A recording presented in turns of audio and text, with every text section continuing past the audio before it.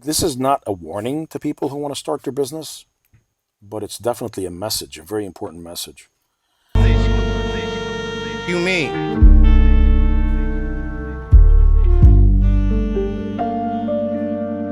Look.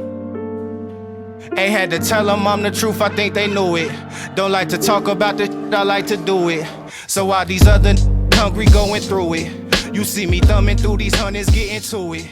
Ain't had to tell them I'm the truth, I think they knew it. When I first did my first provisional on the actual, first product, which didn't really sell very well, it was late 90s, yeah, 99 actually.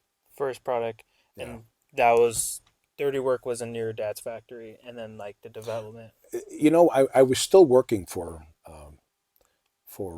Motorola at the time, and I started there just out of college, and and then so I was able to finance the new endeavor, you know, with whatever money I'd saved up, and yeah, it's kind of a decision that somebody makes um, when you have a certain level of confidence that you're going to give it all you got. Keep in mind that the business, when the business started, it wasn't really much of a business, really, because there wasn't much money. Um, when the first, I guess, a third version of the first design was completed, we went out to a show. We tried to sell it, couldn't sell anything, and then came back. At the time, I was still with Motorola, even though TC Development was started already. TC Development is the mother company. Condor is the brand that was chosen. That's the registered brand. And then by the time that I actually started building the company, the building, I had already been in business for almost 3.5, 4 years, actually making some form. Honestly, I'll tell you what. I went back and you know how we all kind of check what our income used to be, Mhm. and I remember my last year in Motorola, I was doing over six figures back in '99 and That's 2000. amazing money in the 90s. It was really good money, but I've always saved my money. I'm just, it's just you have to. Yeah. If you don't have anything in a savings account, you really didn't make any money. Especially if you spend everything you make, then you haven't advanced financially. So I remember the first 4 years, I almost made no income whatsoever. I mean, I looked back through my earnings, and I remember making 4,000 a year. I mean, making things. I had saved up quite a bit of money through Motorola, like quite a bit of money, like over six figures, and I ended up having to cash in my pension with them just to fund the business. Because even before I left Motorola, I had already invested $60,000 of my money, just in preparation for prototypes, for show, for just a lot of everything. It was quite a bit of money, especially for me back then. That was a lot of money to invest. And I remember that I think in 2001, I started making money. And I remember, don't quote me on this, but I started with no money first year. Second year, I think I brought in revenue of about 300 and something thousand. Not income, just revenue. So I was spending every penny I was. And then I jumped it up. And by the end of 2006, I was at $2 million. So in 2004, when I hadn't even broken the $900,000 mark yet, and I was selling and I was producing and we were doing almost all the work. It was really myself, my wife, and Craig, our engineer. He was there working with us while he was still in school. And we would be up at like maybe 1 or 2 o'clock in the morning at the old factory. So that's how it was. It was just, and then I would start preparing for the next show and so on and so on. By 2004, when we built the building, which is 2004, 2005, right around that time, we were already past $1 million in sales. Okay. The first few years of the business, all I had to do was build the brand and do literally hundreds of demos every day on how our products work with actual motorcycles. So it was extremely tiring, a lot of work, and it was very hard to keep people motivated. But we needed to do it, and we needed the sales to continue to grow the business. And then when that happened, the brand grew. So if you want to build a business, you want to make sure that you'd never, never give up control of your business. A big mistake that companies do is that what they do is they build a business, they build a brand, and then they relinquish that control to maybe distributors, dealers, or their customers. Well, we never did. We never gave up the customer. Now, who's keeping us going? I mean, there's economic hardship right now. After COVID, a lot of things have changed. These customers are the ones that are keeping us going right now. Anytime we had financial hardship, I was able to help the company. But in two ways. One, of course, financial, contribution to the company that can come back. But I think that having full control of your sales and being able to just get in that truck, load up the trailer, and go to an event, and go ahead and sell $20,000-$30,000 within a weekend is very powerful. Solves a lot of problems. I have another question. It's kind of off topic, but I know you said you went to school. So where'd you go to school at? Oh, I went to NIU, Northern Illinois University. Yeah. And did you study for business then? Mechanical engineering. Mechanical engineering. What's your take on school now? Like for these next generation? I think school is very important, but I think what needs to happen here is you need to have a little bit. You need to have experience with education, and you need to have it together. Yeah, I think that business is great. There's a great field to go into to learn, but it's so diversified. It's so broad that even if you learn, I think the basics are very important. That's why everybody goes to high school. That's why everybody understands how to go ahead and do math and be able to write a paragraph without major challenge. I think that school could be very beneficial if you know what you want to do. I don't believe for people to be successful today, they don't need school. What they need experience. And what they mostly need is they need to know and understand what their interests are.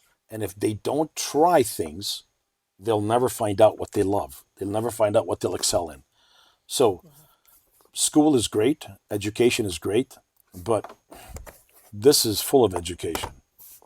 If you have the ability to learn, also, if you have the ability to learn and self-teach, and you're at a certain level that you understand and comprehend what you're reading, you can learn anything. I know when we were talking downstairs, you said that you sacrificed your family for this business. What was those nights and those days like? Because as a father speaking to a father and looking at what I want to do with my business partners and what we want to accomplish, there's days where I'm just like, as a father, all right, I know I'm going to have to give up times with my daughter, with my son, in order for the greater good. So how were those times when it came to your daughter and your son and your family? How was that like? Well, let me kind of draw you a picture. All right. So imagine being gone 200 to 250 days a year. All right. Imagine having to go out there and perform. Imagine driving 2,000 miles, working your ass off all day, all night. And your children are they're like babies. They're babies. I was lucky to actually see the delivery of all four of my kids. Be there. And I mean, we're talking I was there within hours sometimes. Hours. I had to make it back just to see the delivery. And I was only there for a couple of days and I had to leave again. The hardest part about having a family, if you're a loving person and you really care about your family, and that's the most important thing to you, is the family group, is the fact that you have to leave them. Excuse me, if you have to leave them, you have to kind of not think about it because it will really bother you. It used to bother me greatly because I just missed them so much. I couldn't think about them. I mean, it sounds kind of cold, but for me to be effective, to make sure that they have a future, I had no choice. And it wasn't just my future, but it was the rest of the family's future that I was building here. So there is a word it's called sacrifice and risk, right? Mm-hmm. I risked everything because I put everything into it. I had to go ahead and find alternate. After the first 10, 15 years, I actually found alternate sources of income. like real estate and things like that. I had to make deals with real estate. Everything was done by the book, but I had to do, I had to, like, for example, I bought a fraternity house. It cost me $260,000 to buy. I brought all the kids and everybody that I could to clean it all out. I put a new group in there and sold it for $750,000 after I built the whole business out of it. And I did it all within a year and a half. I had to do things like that to go ahead and grow financially to keep helping this business. No business will survive without constant care. And I realized that from the beginning because it started with nothing. So when someone is building a business and you have a family that's growing and you have a loving wife and you have beautiful children, you have to think about the greater good, which is my parents and my brother's family and him. You have to build this. And then now it's become where people working here, the employees of this business are part of the business. And they depend on this business succeeding. So every decision you make is important. And it could possibly, and it's so important that if you make the wrong decision, people will suffer for it. I don't have the luxury of just making a wrong decision. Now, I've been making these decisions for a very long time, so I'm kind of used to it. You know, there comes a point where your stress level becomes almost so much that you numb yourself to it. Well, as you mature in life, as your confidence grows, your stress level will drop. So I had to be mature. I had to be an adult. I had to say, I don't want to think about this. I'm just going to do what it's supposed to do, and that's it. So you sacrifice. This is not a warning to people who want to start their business, but it's definitely a message, a very important message. Don't open up a business thinking you're going to be an executive overnight and think that you're just going to go back and you're going to basically visit your business once in a while and then go golfing. Okay? I haven't golfed in years. I don't have time for that. I haven't done anything I wanted to do for years. I haven't even ridden enough motorcycles, and I love riding motorcycles because it's more important for me to get the work done. That's a sacrifice, in my opinion, right? The risk part is I put everything into it.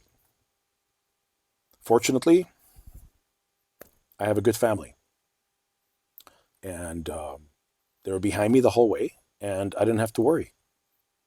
You know, Do you ever see like when you were starting the company? Did you ever have a thought like I want one of my kids to take over it one day? no, I never thought of that because my kids were babies, so that's way too far out. Um, and I don't want my kids to start working in this business. I want them to, if they want to work this business, and then they're going to have to go out, learn what the real world is about, and understand the value of a business. And then if they want to work in the business, they can work in the business, and they'll just make. I think that people should never be given a business. Never, never. Everybody needs to earn their keep. Otherwise, they're not going to appreciate what they have, and they will destroy it. Generational ownership always ends up the same way, unless it's such a big company with maybe an acquisition or two under its belt, and do things keep going. But eventually, that responsibility is never at the hands or fully at the hands of the person who just got it. Otherwise, it will destroy itself, the business and the person who is. Because if you don't earn it, you'll never appreciate it. No, that's great, and I thank you for that because that's one of the things that even like me as a father, I look at even for my kids, like what do I want them to do? Like I feel like I've always have to draw a picture of like, all right, this is what I did, and this is how I did this. But if you don't want to do it, I want to be able to, how you said, like set up the family for success, even if they're not going to be in the field that I want them to be in, whether it's the medical field, a lawyer field, being able to say, okay, these are the steps you have to do, and you have to work hard to make it keep, like you said. I don't know if you had a question to go. Well, I can elaborate one more. So, and I don't want my children to work as hard as I did. I wouldn't want anybody to ever go through what I went through. It was so stressful for me. Not the inventive part. It's the fact that every single time I went to an event, I did not know whether I was going to make enough money to pay for my expenses. I didn't know if we're gonna be able to. So I had no choice but to push as hard as possible, and that's all the time, even today. When you're looking at your business as a whole, what filters or what priorities are there when you're looking for the next system to put in place? Are you looking to see what's eating up the most amount of time for you, the most amount of money, a little combination of both? But how do you know what's the next system you need to set in place? All right, so there are multiple levels of this, and and it's a system, so they're all connected. And I'm going to start at the primitive level right now. All right. First, let's just say that we order a bunch of sheets of metal and we want to cut, and it's a few components. Well, we can order certain parts, but based on what we have right now, from a priority basis, we have certain individuals, and we need to make sure that everybody is working at their best capacity. Meaning, if I have somebody there who has a certain skill, I would hate for them to be sweeping the floor. So we need to have the right components for them, okay, that should be ready on time for them to be able to use their skill set to work on those components. So that's on a primitive level, right? Let's go to the top level, right? Where do we want our marketing? Well, do you mind if you grab that particular helmet hanger off the table right there? One of them, right there. Yeah, that's fine. So this is a $30 to $40 product depending on the sale, right? It's a very nice helmet hanger. What will this make us if we push all the marketing in the world? Let's just say this makes us $20 after it's shipped for free, for example. Or we can take a product that's basically $250 and make $120 on it. The marketing is pretty much identical, right? So the effort's the same. So how would you prioritize the business then? Exactly. You push that first. So that's what we do at the shows, for example. We push all that. These accessories are sitting on the table, and we try not to push them. People come and ask us a question. If somebody is pushing a bike in and out of a chalk, for example, that's going to sell for $255 at the show, or a little bit less than $300 online. Well, where would you like that person's effort to be? You'd like it to be on the chalk that's going to sell for $255. That's going to make us $125 easy. Versus somebody standing on the table looking at this and going, "Hey, you like this?" Mm-hmm. Okay. Same thing applies to how you run the business. How do you? And I think I might be answering your question. So now, how do you go ahead and apply? I think that production is extremely important because you can sell the crap out of things, but if you don't have it, you're in trouble, right? How do you prioritize? Well, we like to prioritize. Now, in parallel, you can go to a distributor and try to push a lot of product through, but the margin with the distributor is less. A dealer is better. Direct is great. Right. So who would you go with? And then here's another level for you. A distributor might buy 2 pallets of something. A dealer will only buy a couple pieces of something. But if you have a preferred dealer set who buys and you take care of them, they might buy 10 pallets, So if you recall, we previously discussed about the dynamic movement of all of this. It all has to work together. So how do you prioritize? Well, if your production is running and you have plenty of these, then you might want to go ahead and get rid of some of these. So you will allocate some of your marketing to go ahead and get rid of this. But you're not going to go ahead and relinquish your bread and butter. Am I answering your question No, correctly? you are. Yeah. I mean, So it's fluctuating everywhere. Yeah. It's all in 3 dimensions, and everything that we're doing is has to constantly basically be reflected. Has to adapt to availability, capacity, right? Now, having the ability to produce something and be able to produce it from nothing to something within 2 weeks is a lot better. Now, previously, we used to source in a certain amount from overseas. Previous to during COVID, we had 7,000 orders on the books. 7,000 orders that we could not ship. So we had no choice. So we were producing and we were sourcing out to certain people. The majority of our products, we were only manufacturing about 9 parts. 9 parts, that's it. Now we're manufacturing every part. We are not at the mercy of anyone else except for hardware. And the hardware is purchased here in the US. Gotcha. Yeah. There's a quote by Steve Jobs where he says, "Only looking back will you see how the dots connect."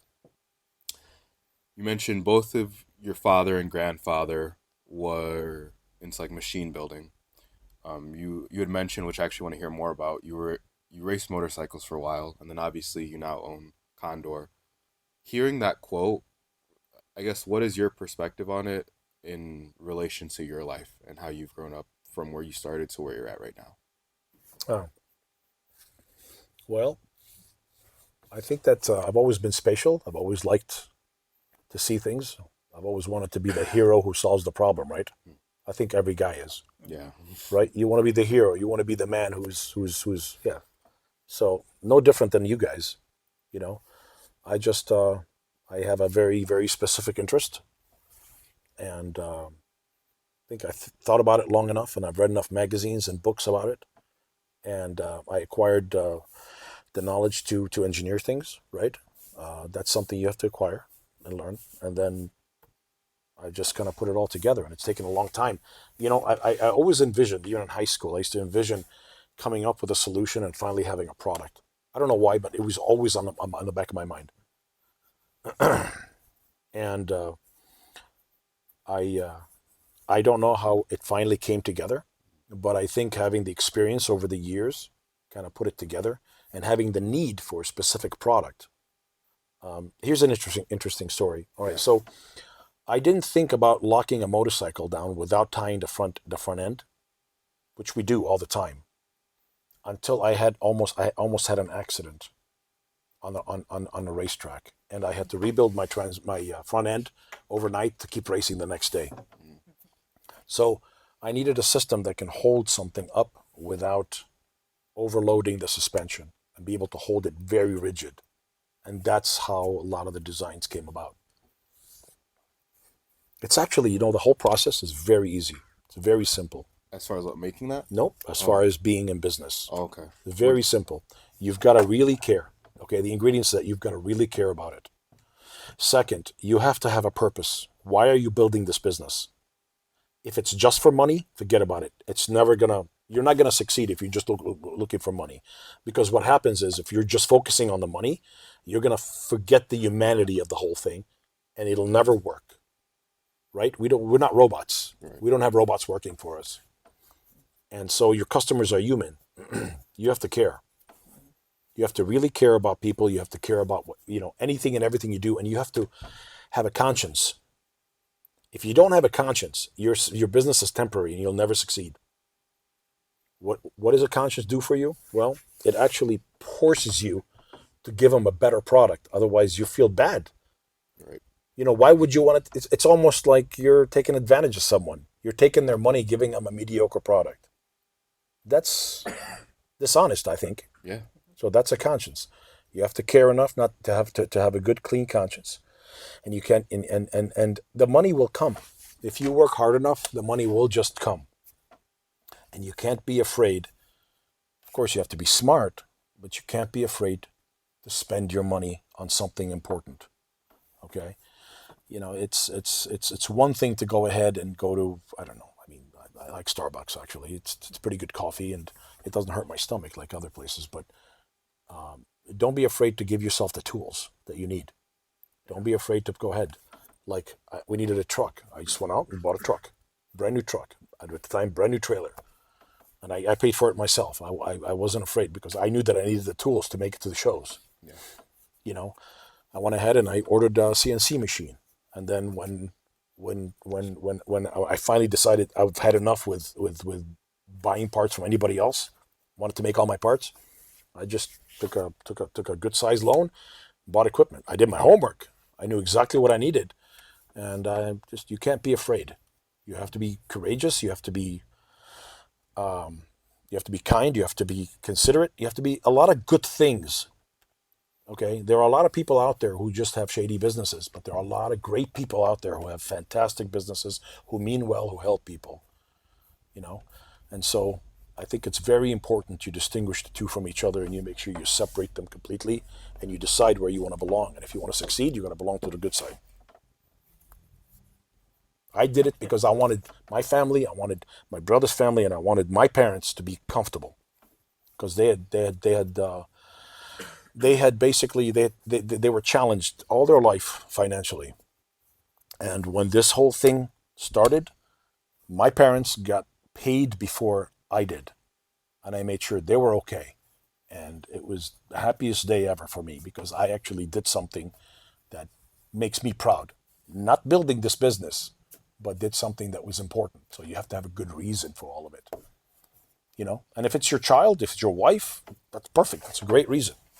If it's your friend, it's a great reason, as long as you get, you know, reciprocation back. So you don't feel like you're being taken advantage of. That's all. Being able to do what you want to do is the best thing ever, right? It's called freedom. Well, nobody has freedom, but we can have a certain level of it. Yeah.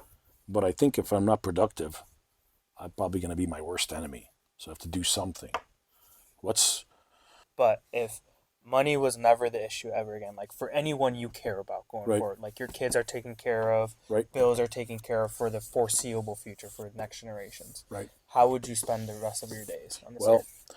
well, I would definitely ride a motorcycle, if the weather permits it, as often as I can. And then I would just, I would open up this laptop, or one like it, and I would just start designing more solutions. I love to come up with things. I like to invent.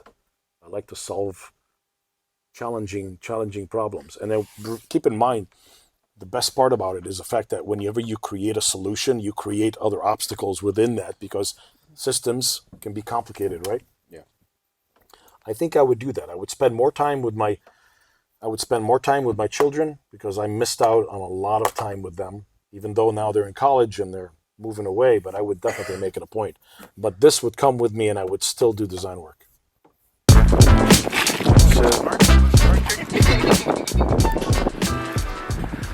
are you trying to do with that choke?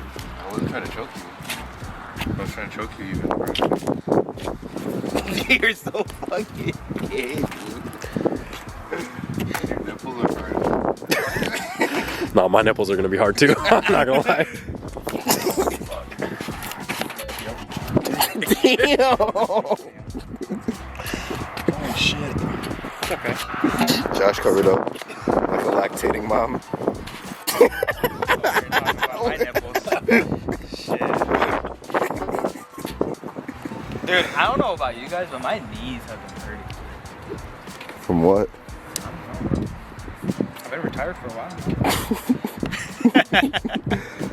2-3 years Dagestan full gay. Damn, we got 14 subscribers now. Oh shit.